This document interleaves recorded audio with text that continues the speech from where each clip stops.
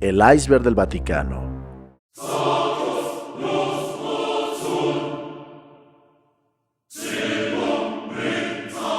En la historia del catolicismo, pocas cosas son tan importantes como el Santo Grial, el cáliz usado en la Última Cena.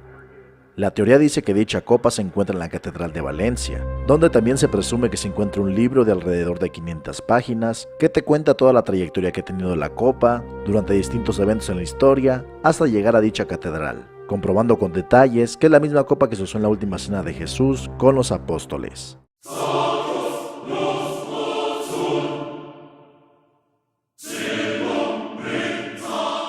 El encargado de difundir el Evangelio de Judas Iscariote fue National Geographic, quien tradujo unos escritos que supuestamente eran de los primeros 100 años después de Cristo.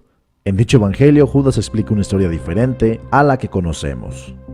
En ella, Jesús le pidió a Judas que lo traicionara y entregara para la crucifixión, hecho que haría que su nombre fuera manchado en toda la historia, pero debía hacerlo para cumplir el plan divino. Judas relató que en realidad él era el apóstol más amado, y es por ello que se le encomendó la tarea más importante de la historia: hacer que todo pasara tal cual como sucedió. El revuelo que tuvo estos escritos tuvo tal impacto que el Vaticano tuvo que salir a desmentir este evangelio y decir que solo se trató de un acto de herejía.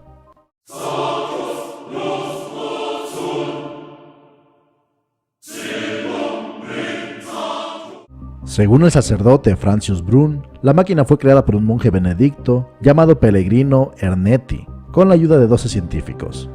Dicha máquina lleva el nombre de cronovisor. Se dice que no es como tal una máquina del tiempo que te ayuda a situarte en otro año, sino que es como una televisión que te muestra las cosas que sucedieron en el pasado. En esta máquina se dicen que han visto y guardado pruebas del resurgimiento del Imperio Romano, la crucifixión de Cristo y hasta poseer una foto real de la Última Cena.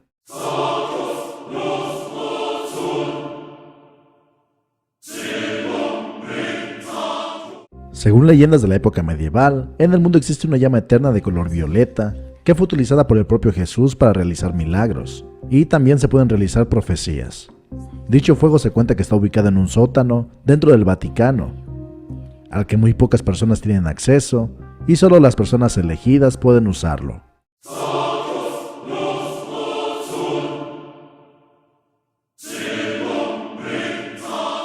En el año 1501 se celebraba de manera normal la fiesta de Todos los Santos en el Vaticano.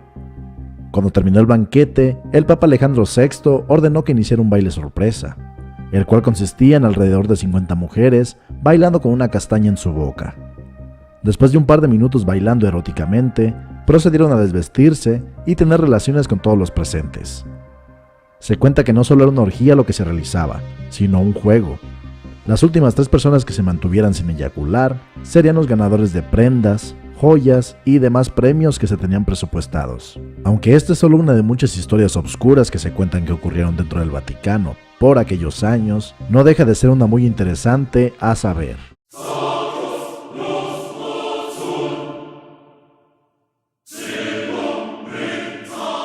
Una mujer llamada Juana, nacida en Alemania en el siglo IX, quería dedicarse a servir al catolicismo, pero para lograrlo tuvo que hacerse pasar por hombre, y entró a un monasterio.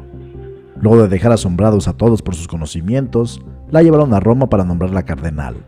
Para el año 855, logró el máximo honor del catolicismo al ser nombrada papa, y eligió el nombre de Benedicto III. Se cuenta que al momento de descubrir que el papa era realmente una mujer, la iglesia comenzó a implementar protocolos más severos para todo hombre que fuera elegido para ocupar un alto puesto en el catolicismo. Esto llegó a tal punto de que crearon a los palpati, hombres que tenían la tarea de palpar los testículos del papa para asegurarse de que eran realmente hombres. Toda la historia de Juana es negada por la iglesia, alegando que las fechas no coinciden con sus registros. Pero de ser cierta la historia, estaríamos ante uno de los secretos más profundos que tiene la iglesia católica.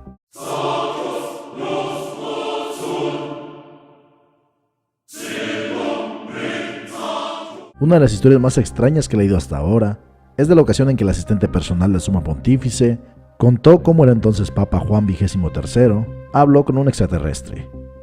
Todo ocurrió una noche de julio de 1961. El Papa paseaba junto a su asistente por los jardines del Vaticano, cuando de pronto vieron una fuerte luz acercarse desde el cielo.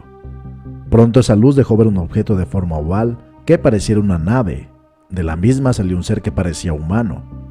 Tenía una luz dorada alrededor y tenía orejas alargadas. Inmediatamente el pontífice y el asistente se arrodillaron, asumiendo que era un acontecimiento celestial, y comenzaron a rezar. Al terminar levantaron su mirada y el ser seguía observándolos. El Papa se acercó y comenzaron a hablar. El asistente contó que pasaron alrededor de 20 minutos charlando. Después el ser se dio vuelta, subió a su nave y desapareció. Todo mientras el Papa seguía caminando entre los jardines, como si nada hubiera pasado.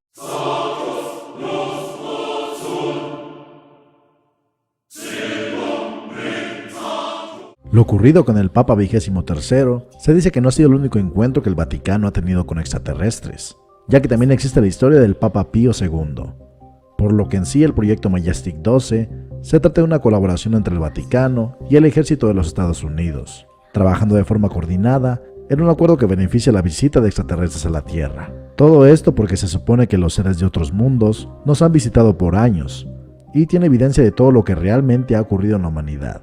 Y dicha evidencia ha pasado a manos del Vaticano. De ser cierta esta teoría, el Vaticano tendría en sus manos la verdad sobre si realmente existió Jesús, lo que le ha pasado a civilizaciones antiguas, y la verdad sobre los mitos y conspiraciones que han existido desde el inicio de los tiempos.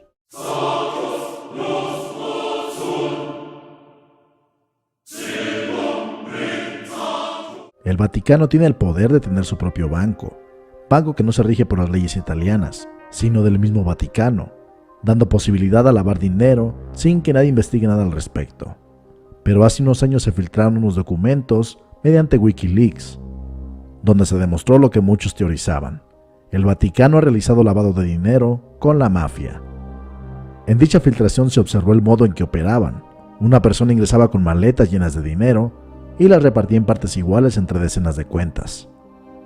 Con la ley del Banco del Vaticano, la mafia simplemente podía argumentar que el dinero había sido obtenido por el banco, como pago por diversos conceptos, y como dije al inicio, ninguna ley podía realizar una investigación. Se dice que tuvieron que cambiar su modo de operación al ser reveladas las filtraciones, puesto que sería impensable que al ser descubiertos, dejen de operar cuando se obtienen muchas ganancias de ese negocio.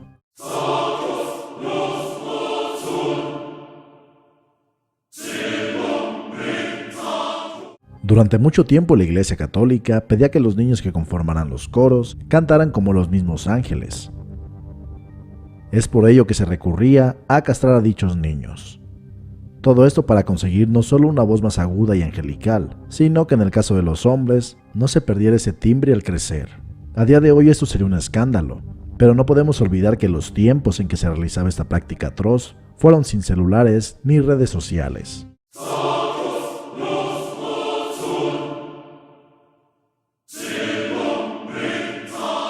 Esto lo saqué del canal El Mundo de Soul, donde lanza una teoría bastante extraña que involucra a los últimos 3 papas que hemos tenido: Juan Pablo II, Benedicto XVI y Francisco. Cuando el Papa Juan Pablo II estaba en el poder, en México surgió un escándalo, al salir a la luz que el padre Maciel estaba siendo acusado de abusar de decenas de jóvenes. También se descubrió que el cardenal Bertlau había encubierto más de 100 abusos en Boston, pero los dos fueron protegidos por el Papa. Cuando Juan Pablo II muere y entra Benedicto XVI, este comienza una cacería, en la que pudo entregar a más de 400 sacerdotes pederastas, y luego misteriosamente renuncia al cargo por falta de fuerza para seguir siendo papa. Entonces llega Francisco, y desde entonces no hemos tenido escándalos como los que había cuando estaba Benedicto a cargo. Esta teoría nos deja pensando que tal vez la falta de fuerza de Benedicto no fue sino una excusa barata tomada por personas con altos cargos en el Vaticano para deshacerse de alguien que le estaba provocando muchas polémicas a la iglesia. Tú decides si esto tiene sentido o no.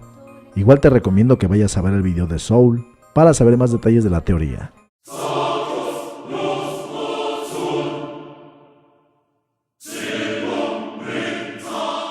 El delito de solicitación es el procedimiento que se debe seguir cuando algún sacerdote o miembro con alto rango de la iglesia comete abuso sexual en contra de algún fiel seguidor del catolicismo, y funciona de la siguiente manera.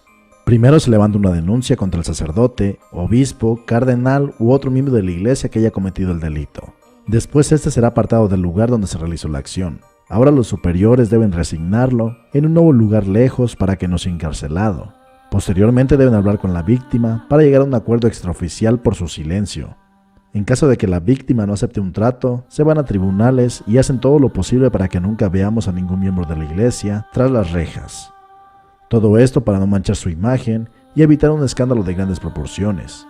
Dejo a tu criterio lo que es capaz de ser un poder tan grande en el mundo como la iglesia para lograr que nadie hable de los abusos.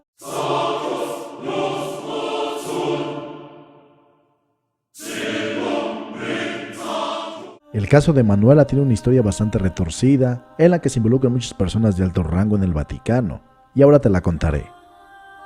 Todo ocurrió en 1983. Una adolescente de nombre Manuela Orlandi fue reportada como desaparecida. Emanuela era hija de Ercole Orlandi, quien fuera mayordomo del Papa Juan Pablo II. Todo se tornó más extraño cuando el hombre al que llamaron el americano informa que Manuela fue secuestrada para hacer un intercambio. La adolescente por Mehmet Ali. Si el nombre te suena es porque es el hombre que intentó asesinar al Papa en 1981. La teoría dice que altos miembros del Vaticano estaban involucrados en la desaparición, por lo que se armó toda la historia de El Americano para despistar a la prensa. Hace unos años los familiares de Manuela recibieron información anónima que contaba que los restos del adolescente estaban en las cámaras debajo del Vaticano. Luego de que les dieran el permiso de buscar, se descubrieron miles de huesos de decenas de personas dentro de estas cámaras. Todo esto no hace más que alimentar la teoría de que altos mandos del Vaticano tuvieron que ver con la desaparición de Manuela.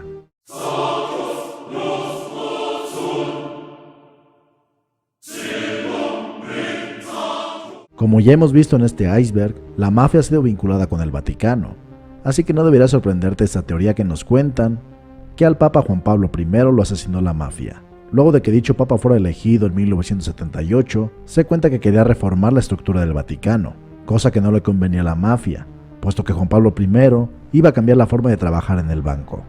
Todo esto debido a que a él no le gustaban los rumores de la corrupción que se decían del lavado del dinero, tomando en cuenta que no solo la mafia italiana estaba metida, sino que también se descubrirían que cardenales de la propia iglesia estaban metidos en escándalos de corrupción.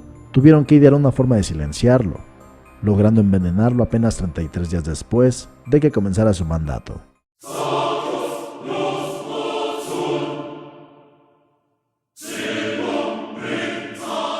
Entre los años 904 y 932 se tiene como una época oscura, puesto que el Papa Sergio III tuvo una amante llamada Marosia, quien tenía 15 años, mientras que el sumo pontífice contaba con 45.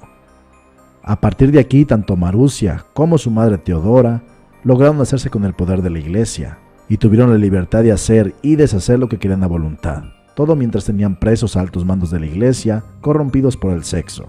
En su reinado lograron poner y quitar a 6 papas, hubo múltiples asesinatos y encarcelamientos de personas de todos los rangos que existían en la iglesia. Parecería una broma el hecho de que sea cierta la historia, pero tú puedes investigar más al respecto y leer todas las atrocidades y escándalos que cometieron mientras estuvieron en el poder.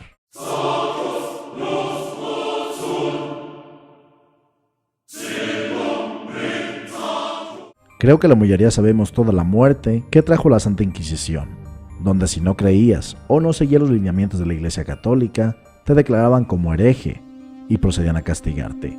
La mayoría de las veces el castigo incluía la muerte. Pero lo que nos ocupa aquí es el negocio que la Inquisición traía, puesto que si te acusaban de hereje tenías 2 opciones, pagar tu perdón o morir. Si pagabas tu perdón, la iglesia se beneficiaba económicamente de ello, y si preferías o era inevitable la muerte, la iglesia se quedaba con todas las pertenencias que tuviste en vida.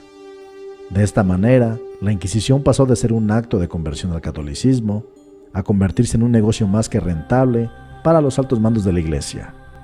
Y hasta aquí este video. Suscríbete, deja tu like y recuerda que nunca estás solo, siempre hay alguien detrás de ti observando.